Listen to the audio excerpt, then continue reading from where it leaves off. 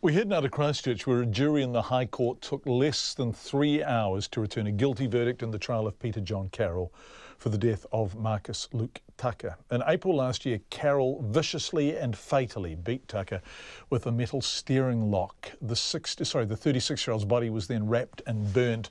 The issue, a dispute over a drug debt and a drugs robbery that Tucker hadn't actually committed. Our reporter Katie Gossett was in court.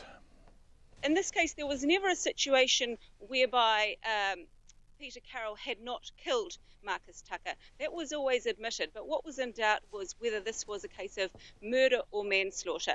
Now, what we understand is that Mr. Carroll had said he believed the victim owed him money. He went to his location to threaten him, and he has admitted that he hit Mr. Tucker repeatedly with a metal car steering wheel lock.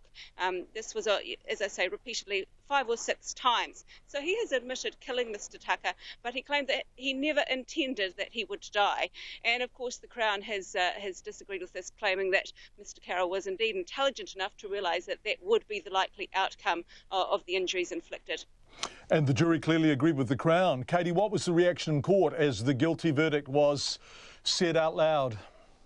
Well, there was quite a packed public gallery, and many of the members of the Tucker family were there. Now, there was an emotional reaction when the guilty verdict was read out by the foreman.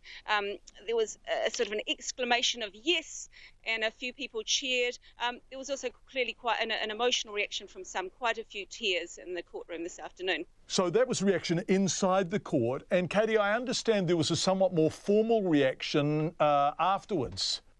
Yeah, that's right. Look, Belinda Ross, who told us she was the younger sister of Marcus Tucker, came out.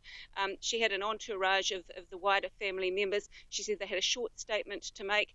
They said they wanted to express their thanks and gratitude to everyone who had contributed to the positive outcome. In other words, to everyone who had assisted in getting a guilty verdict.